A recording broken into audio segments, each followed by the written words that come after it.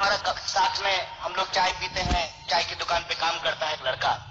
जब surgical strike हो रहा था तो उसने पूछा कि भैया ये क्या है सर्जिकल स्ट्राइक। तो हम बोले कि इसको समझाएं क्या, ये सर्जिकल स्ट्राइक तो बड़ा भारी भरकम टर्म है अंग्रेजी का, इसको समझाएं कैसे। हमने कहा कि छुपा छुपी खेले हो। बोला हाँ, तो पीछे से जाकर के जो थप्पा बोल देते हैं ना वही सर्जिकल स्ट्राइक है। तो ये थप्पा आप बोलिए कोई दिक्कत नहीं है, आतंकवाद के खिलाफ है। बाबा जी ने कहा तो हम सब कुछ के खिलाफ थप्पा बोलते रहते हैं, सर्जिकल स्ट्राइक करते रहते हैं। लेकिन दिक्कत यह है कि जो विषय पे हम लोगों को बोलने के लिए बुलाया गया है कि क्या सभी समस्याओं का समाधान सर्जिकल स्ट्राइक है, क्या वो जादू की छड़ी है, अलादीन का चिराग है? मैं समझता हूं कि नहीं है। क्यों नहीं है? क्योंकि मेरा मानना है, हो सकता है कि मैं गलत हूं, कि गरीबी से आतंकवाद है, आतंकवाद से गरीबी नहीं है। बेरोजगारी से आतंकवाद है, आतंकवाद से बेरोजगारी नहीं है।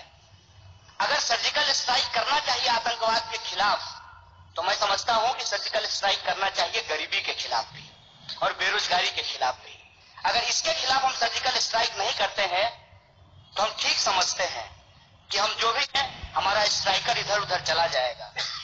और ये स्ट्राइकर इधर उधर इसलिए चला जाता है कि हम ब्रांडिंग ज्यादा करते हैं, काम कम करते हैं। साहब कह रहे थे अभी बाबा जी की, मैं इंटरनेशनल भिखारी हूं, आप इंटरनेशनल व्यापारी हैं, और आपने जो है क्या बढ़िया से स्वदेशी की ब्रांडिंग की है।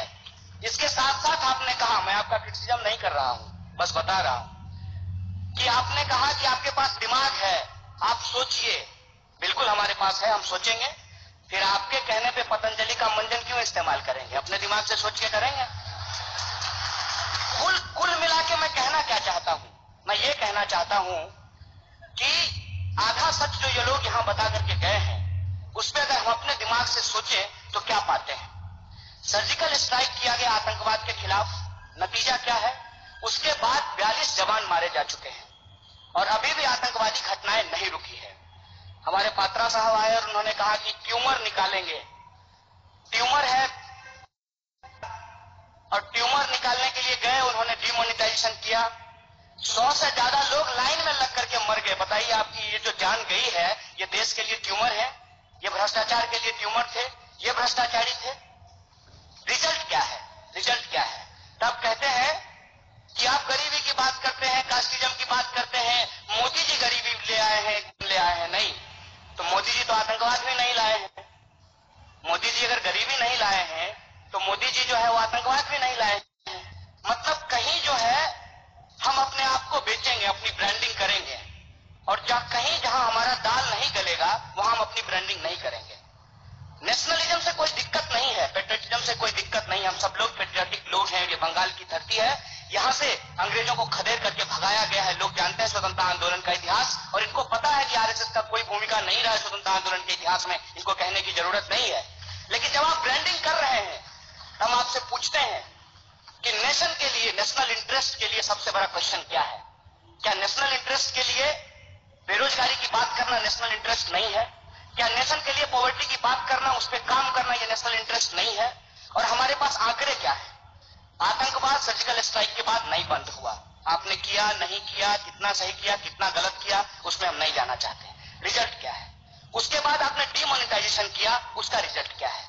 लोग तो इस देश के इतने खुले हृदय के हैं कि आपने कितना 500 और 1000 का नोट छापा आपको नहीं पता है। जितना छापा उससे ज्यादा लोगों ने बैंक में जमा कर दिया। तो ब्लैक मनी कहां गया? ब्लैक मनी कहां गया? पहले आपने कहा कि हमने ब्लैक मनी के खिलाफ ये किया है, अब आप कहते हैं कैशलेस इकोनॉमी, पेटीएम करो। पहले ब्लैक मनी, अब कहते हैं पेटीएम करो। अगर ब्लैक मनी के लिए ब्लैक मनी कहा गया, जितना पैसा छापा उतना पैसा वापस जमा हो गया, तो आप कहते हैं कि 22% रेवेन्यू बढ़ गया है, 42% किसानों की आत्महत्या बढ़ गई है। इसका जवाब आपके पास नहीं है, आप आधा आंकड़ा देते हैं। 22% रेवेन्यू बढ़ा है, 42% फार्मर सुसाइड का रेट बढ़ गया है, ये आंकड़ा आपके पास नहीं है।